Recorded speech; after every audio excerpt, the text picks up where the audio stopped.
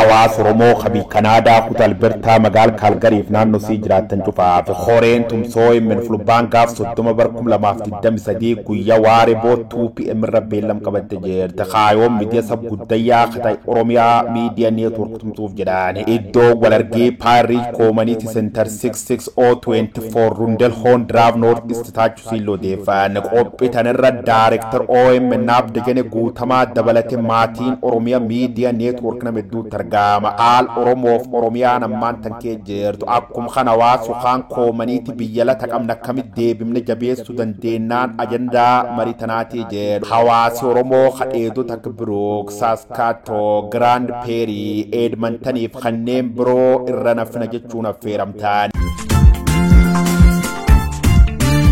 odeeffannoo dabalata war barbaaduuf bilbili yookaan simuun kunoo Depelaas 14,665 irra nuu dha'uu dandeetu kun ta'uu dennaan Pelaas 14,393 irra nuu quraasaa jedhu bilbil khabaraaleen qaamna Pelaas 587 duwwaa 99 irra nuu argachuu dandeetu horee deeggarsa Oromiyaa Media Network.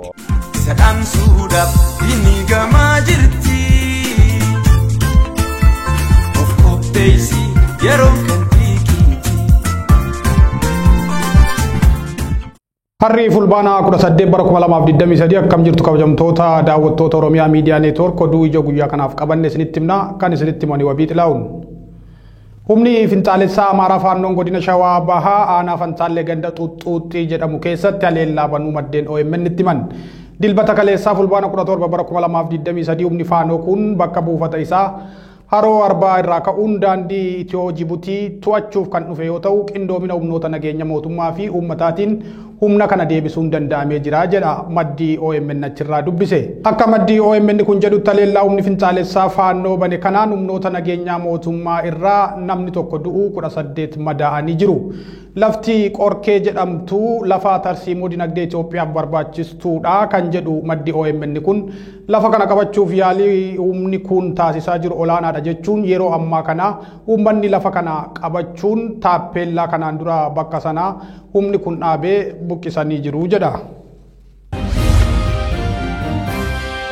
Raayyaan ittisa biyyaa fi dabballoonni mootummaa uummata lubbuun hafee humnoota Amaaraan qeef qabeenya isaarraa buqqa'ee wabii tokko malee dirqamsiisuun gara qe'ee isaaniitti akka deeban dirqamsiisaa jira jedhame. Godina Wallagga Bahaa aanaa Giddaa Ayyaanaatti raayyaan ittisa biyyaa kan uummata fixe waraana bilisummaa Oromooti malee Faannoo mitii jechuun bifa doorsisaan uummatatti yoo himu viidiyoon miidiyaalee hawaasaa irra rabsamaa jiru ni argisiisa. Uummanni kan nu ajjeesee fi nu buqqise Faannoodha malee waraana bilisummaa Oromoo miti yoo jedhus viidiyicharraa kan dhaga'amuu fi qondaalli raayyaa ittisa biyyaa tokko sagalee doorsisaan yoo uummatatti dubbatu viidiyoon qoodamaa ture kanarraa ni dhaga'ama. Kun immoo uummata qe'eerraa buqqa'ee jiruun wabii nageenyaa tokko malee callisanii qe'ee keessanitti deebi'aa jechuun uummata mufachiisee jira. Qondaalli duraanii Koongirensii Federaalaa Oromoo Obbo Baqqalaa Garbaa uummanni Oromoo mootummoota dhufaa darbaan miidhamaa ta'us kan amma miidhamaa jiru hundaan olii jedhan. Obbo Baqqalaan turtii OMN wajjin taasisaniin ajjechaa tibbana raayyaan ittisa biyyaa fi finxaaliyiin Amaaraatiin uummata irratti raawwatamaa jiruuf gaddatti dhaga'amee ibsatanii gaafatamni akka jiraatu gaafatanii jiru. Mootummaa fi humnoonni finxaaliyyii Faannoo yeroo tokko tokko akka yaada faallaa walii qabutti waan warrukkutan fakkaatanillee garuu kaayyoon isaan lamaaniitu uummata Oromoo cabsuudha jedhan Obbo Baqqalaan Garbaa. Akka Obbo Baqqalaan jedhanitti maqaa waraana bilisummaa Oromoo balleessina jedhuun waliif galanii mallatteessanii leecalloodhaan wal gargaaranii waan hundumaan waltumsanii uummata Oromoo Horroo Guduruu Wallaggaa fi Wallagga Bahaa rukkutaa jiru.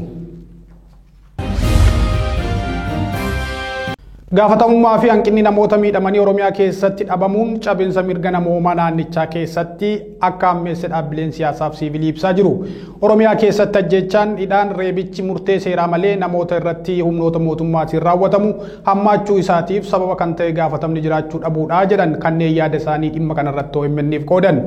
Sababa gaafatamni jiraachuu dhabeef baatii adoolessaa fi hagayyaa qofa keessa Oromiyaa keessatti humnoota nageenya mootummaa fi hidhattoota Faannootiin namoonni dhibbootaan lakkaa'aman ajjeefamanii jiru. Dhaabbanni Oromoo Legacy Leadership and Advocacy Association jedhamu ibsa baaseen ajjechaan murtee seeraa malee Wallagga Lixaa, Gujii Lixaa, Shawaa Lixaa, qeellam wallaggaa shawaa kaabaaf shawaa kibba lixaa keessatti raawwatamee jira jechuun ibsee ture. Humnoonni mootummaa ajjechaa seeraan alaa fi sarbaminsa mirga namoomaa raawwachuu jabeessanii kan itti fufan ta'uu maddeen OMN itti himan. Godina Wallagga Lixaa magaalaa Najjootti guyyaa dheengaddaa jechuun fulbaana 16 bara 2023 waraanni mootummaa dargaggoota lama ajjeesuun reeffa isaanii fidanii magaalaa keessatti akka gatan namoonni argan OMN itti himan. Akkasuma godina Shawaa Lixaa Wanciitti fulbaana 13 bara 2023 qonnaan bulaa Abbabaa Barraa jedhamu waraanni mootummaa ajjeesuu maddeen himan jiru. Namoota caasaa waraana bilisummaa Oromoo ta'uun shakkaman hidhuu dhiisuun uummata duratti akka ajjeefaman jechuun qajeelfama qaama mootummaarraa kennamedha jedhu maddeen keessa beekan. Egaa kabajamtoota daawwattoota Oromiyaa Miidiyaa Neetwoork oduun ijoo guyyaa kanaaf qabannee kana fakkaata bal'ina isaaniitiin galgalan ga'onitti deebinutti nagaatti tola. Odeeffannoo wayitaawaa OMN YouTube irratti hordofuuf subscribe godha. Akkasumas fuula Facebookii Oromiyaa Miidiyaa Neetwoork kan verified ta'e laayikii fi follow gochuun OMN hordofuu dandeessu. Twitter irrattis @Oromiyaa Miidiyaadhaan OMN argattu. Odeeffannoo wayitaawaa fi qulqulluu OMN irratti hordofaa. OMN ijaa fi gurra uummataa.